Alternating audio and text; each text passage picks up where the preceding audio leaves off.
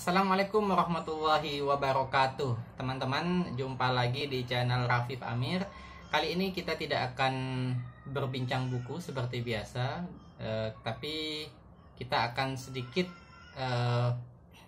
menyampaikan ya tentang 13 buku yang sudah saya baca, sudah saya selesaikan, sudah saya hatamkan selama bulan Mei 2020 ini.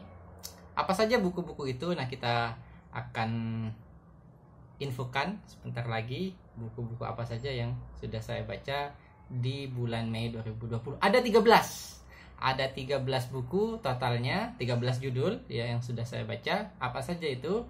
Nah, yang pertama adalah buku karya Syekhul Islam Ibnu Qudamah berjudul Kitab Ariqah, atau dalam bahasa Indonesia diterjemahkan Agar Hati Selembut Salju. Ini diterbitkan oleh Indiva ya. Dan buku ini teman-teman sekalian sudah saya baca 2 kali, sudah saya hatamkan 2 kali. Ini yang kedua kalinya. Dan alhamdulillah banyak pencerahan yang ada di dalamnya. Banyak renungan, banyak hal yang bisa kita jadikan pelajaran, karena di dalamnya banyak sekali memuat kisah-kisah yang diambil dari kitab-kitab hadis ya, meskipun sebagiannya ada yang dhaif dan mungkar, tapi di dalam kitab ini, dalam buku ini dijelaskan siapa perawinya dan bagaimana hadis itu, apakah sahih, apakah hasan, apakah dhaif, apakah mungkar. Nah, ini sangat baik sekali, sangat bagus sekali kalau kita mau belajar, kalau kita mau jadikan sebagai renungan gitu ya, kisah-kisah yang ada di dalamnya yang mungkin saya kira tidak banyak ditemukan dalam referensi manapun yang mungkin kita baca-baca selama ini ya. Jadi ini buku yang bagus, Agar Hati Selembut Salju. Kemudian yang kedua adalah buku karya Said Sabiq, Fikih Sunnah. Ini kitab karya Said Sabiq yang monumental, Fikih Sunnah. Kalau sekarang sudah ada yang hardcover yang tebel itu ya, ada cuma 3 jilid. Ini versi lama yang saya beli dulu, mengumpulkan per jilid kurang lebih ada 12 jilid ya, ada 12 jilid, dan ini jilid yang ke-8 yang saya baca ini, khusus membincangkan tentang talak ya. Di sini dibahas tentang apa itu makna talak, kemudian bagaimana itu iddah, bagaimana itu rujuk, dan seterusnya ya, dibahas dalam kitab Fikih Sunnah ini. Saya tidak akan mengupas panjang lebar sebagaimana saya mengupas di sesi bincang buku, tapi karena ini bukan sesi bincang buku, ini hanya mengenalkan ya 13 buku apa saja yang saya baca di bulan Mei ini. Ini yang kedua. Kemudian buku yang ketiga adalah Bohong di Dunia karya Buya Hamka. Nah, ini saya pernah kupas di edisi bincang buku episode yang ketiga atau keempat, saya lupa ya. Apa yang kedua ya, nanti silakan dicari di channel saya, Bohong di Dunia karya Buya Hamka. Nah, ini ada dua cover yang berbeda dengan judul yang sama, Bohong di Dunia, dan ini sudah diterbitkan ulang oleh Gema Insani Press. Nah, silakan nanti bisa dicari, dibeli, dan dibaca. Sangat bagus sekali ya teman-teman sekalian, bagaimana Buya Hamka berbicara tentang bohong itu seperti apa, bagaimana bohong yang diperbolehkan, bagaimana bohong yang tidak diperbolehkan, dan seterusnya, serta pandangan-pandangan para ilmuwan, para ulama tentang bohong itu seperti apa. Nah, berikutnya ada buku 4 bulan di Amerika, buku 4 bulan di Amerika. Nah, buku ini juga sangat bagus, sangat inspiratif, karena berbicara tentang, ya ini memoir sebenarnya, memoir karya Buya Hamka selama beliau berada di Amerika, berperjalanan di sana, kemudian bertemu dengan banyak orang, bertemu dengan para pemimpin, tokoh agama, bahkan bertemu dengan seseorang yang kata Buya mengaku sebagai Tuhan. Ya, orang itu mengaku sebagai Tuhan. Ya, beliau silaturahmi juga di Amerika. Jadi banyak kisah-kisah menarik, termasuk beliau mengamati bagaimana budayanya, bagaimana politiknya, bagaimana kebiasaan orang-orangnya, dan seterusnya, yang Buya Hamka rangkum dalam buku 4 bulan di Amerika ini.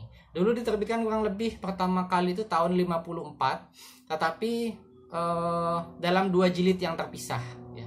Ini susah nyarinya teman-teman, susah nyarinya. Saya selama mencoba hunting karya-karya Buya Hamka yang lawas ya, karena saya penggemar Buya Hamka, dan mencoba hunting buku-buku karya beliau yang mulai cetakan pertama, saya susah sekali mendapatkan buku 4 bulan di Amerika ini. Pernah menemukan sekali dalam sebuah lelang dan lumayan harganya, dan itu langka sekali ya, terbeli oleh seseorang penjual buku juga. Nah ini teman-teman sekalian, mumpung ada yang sudah cetak ulang terbitan Gema Internet Press 4 bulan di Amerika, silakan dicari dan dihunting ya. Kemudian yang berikutnya adalah buku Tarbiyah Jadah, Metode Tepat Membina Umat, karya Muhammad Ad-Duwaisi ya. Silakan dibaca. Ini ada beberapa yang saya tandai dalam buku ini yang juga saya kira menunjukkan bahwa buku ini sangat penting untuk kita baca dan kita pelajari. Bagaimana sih sebenarnya kita dalam dakwah, terutama bagi seorang aktivis, seorang dai, bagaimana kita menyampaikan kepada umat pesan-pesan universal yang telah diajarkan oleh Islam dengan cara yang tepat. Ini tarbiyah jadah, tarbiyah jadah ya mungkin. Nah silakan dipelajari. Kemudian berikutnya yang keberapa nih? 6, yang ke-6. Ini buku judulnya Kerapan Sapi, karya D. Zawawi Imron. Ini salah satu penulis favorit saya teman-teman sekalian, D. Zawawi Imron. Saya masih ingat ketika saya masih kecil, pertama kali buku yang saya baca tentang sejarah Madura judulnya Raden Sagoro. Sampai sekarang masih ada teman-teman ya, judulnya Raden Sagoro, kayak karangan D. Zawawi Imron. Nah ini buku Kerapan Sapi, buku anak-anak yang ditulis dengan sangat sederhana dan sangat menarik ya, tentang bagaimana budaya kerapan sapi di Madura dalam bentuk cerita ya. Ini juga sepertinya sudah langka ya. Buku yang berikutnya adalah Female Brain. Ini lumayan tebal, karya Loan Brizendin ya. Jadi buku ini memaparkan tentang bagaimana sih sebenarnya wanita itu berpikir ya. Saya teringat kemarin ada sempat viral ya buku yang katanya tertebal di dunia, dikarang oleh seorang perempuan yang tebalnya sampai puluhan ribu itu ya, sampai tebal sekali, yang bagaimana caranya memahami wanita gitu katanya ya. Nah ya mungkin ini mirip dengan itu, tapi mungkin ini versi ringkasnya. Female Brain, bagaimana memahami otak dan cara berpikir wanita. Kalau kita juga membaca buku karya John Gray ya, Mars and Venus itu, ya mungkin kurang lebih juga disampaikan di sini apa yang sudah disampaikan oleh John Gray itu. Tapi ada beberapa penelitian dikemukakan oleh Loan Brizendin, susah namanya. Kemudian berikutnya adalah Wanita Perindu Surga. Nah ini sudah sempat saya bahas juga sepertinya di terakhir edisi bincang buku yang terakhir, yang keempat mungkin ya. Nah ini karya teman-teman rumah keluarga Indonesia ya, teman-teman rumah keluarga Indonesia yang aktif di komunitas rumah keluarga Indonesia, kemudian membuat sebuah antologi yang ceritanya adalah tentang kehidupan keluarga, baik itu kisah dengan anaknya, kisah dengan suaminya, kisah dengan orang tuanya, dan lain-lain sebagainya. Nah berikutnya buku Sabariyah. Buku Sabariyah ini karya Buya Hamka juga, roman yang pertama kali. Nah menarik buku Sabariyah ini teman-teman sekalian. Jadi buku Sabariyah ya, buku Sabariyah ini roman yang dikarang oleh Buya Hamka ketika beliau masih muda ya, ketika masih umur 20-an ya teman-teman sekalian, dan beliau sudah menikah, dan ini dijadikan sebagai apa ya, sebagai untuk menafkahi ya keluarganya yang saat itu masih baru mulai merintis. Buya menikah umur 21 tahun dengan istrinya Siti Raham yang berusia 15 tahun, dan novel ini ditulis oleh Buya Hamka dalam kondisi awal menikah, dan bahasanya masih sangat alami, natural, bahasa Melayu gitu teman-teman sekalian. Mungkin agak susah kalau membacanya, tapi insya Allah menarik dan ceritanya juga menarik ya. Silakan disimak, dibaca, dibeli. Berikutnya buku yang keberapa nih ya? Yang ke-10 mungkin ya. 10. The Man Who Forgot How to Read. Karya Howard Angel ya. Jadi buku ini berbicara tentang kisah ya penulisnya, memoir penulisnya, bagaimana dia itu lupa membaca. Suatu ketika dia tiba-tiba tidak bisa membaca, dan menarik apa yang dia rasakan. Dia seorang penulis ya, tapi tidak bisa membaca. Padahal dia adalah selama ini adalah seorang kutu buku, seorang pembaca yang luar biasa. Tapi wah, begitu mengerikannya tidak bisa membaca bagi seorang pembaca kelas kakap, teman-teman. Jadi bagaimana kisahnya? Nah, ada di dalam buku ini. Nah, buku ini juga sudah nggak tahu sudah masih terbit atau tidak ya buku ini. Silakan nanti teman-teman cari, ini buku bagus. Memang ada beberapa kritik tentang buku ini, tapi secara umum bahwa saya selalu tertarik dengan apapun yang berhubungan dengan buku, termasuk kisah tentang orang yang tidak bisa membaca, pecinta buku yang tidak bisa membaca. Nah, bagi saya sesuatu yang sangat menarik. Berikutnya adalah karya Buya Hamka, Doktrin Islam yang Menimbulkan Kemerdekaan dan Keberanian.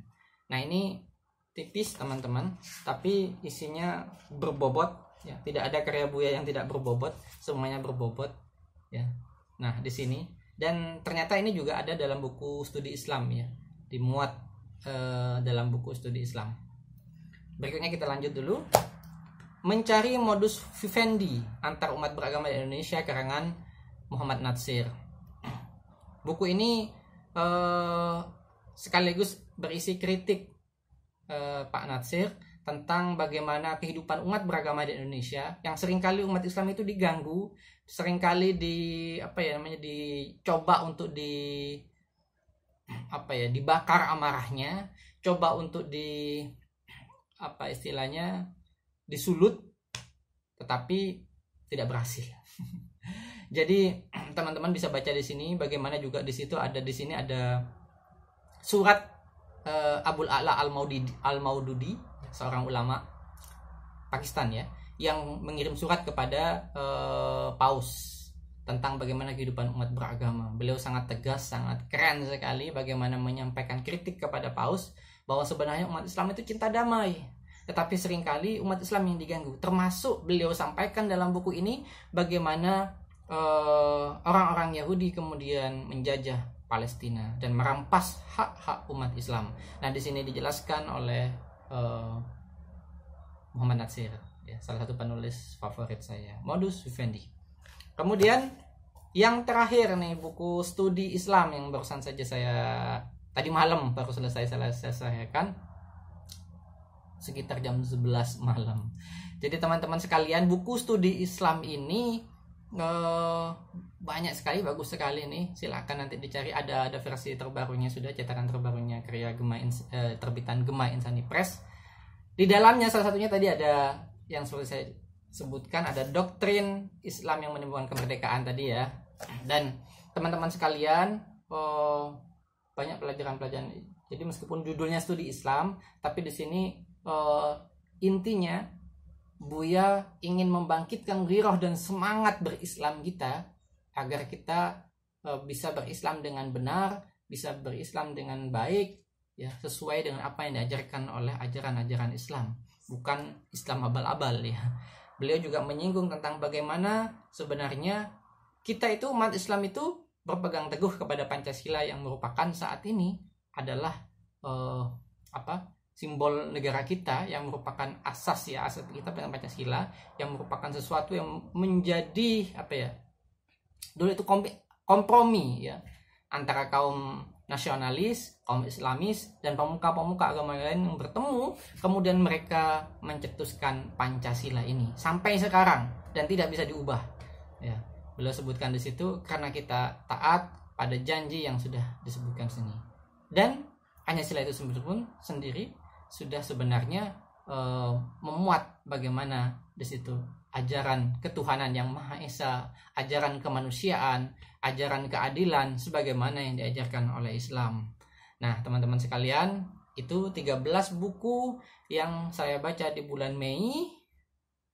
Mudah-mudahan di bulan Juni nanti lebih banyak lagi buku yang berhasil saya baca, dan ya sehingga nanti bisa lebih banyak lagi yang bisa saya bagikan kepada teman-teman semua, judul buku-buku yang sudah saya baca.